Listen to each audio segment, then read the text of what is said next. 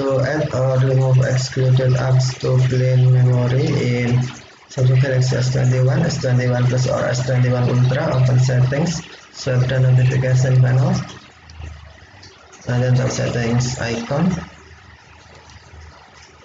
scroll down settings screen, find battery and device care, and then tap battery and device care,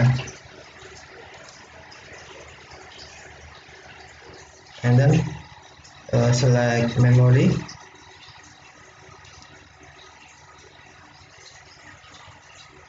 tap excluded apps.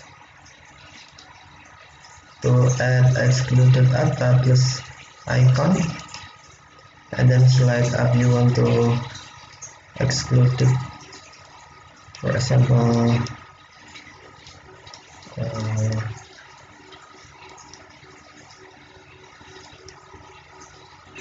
Drive and calculator, and then tap add if you finish select.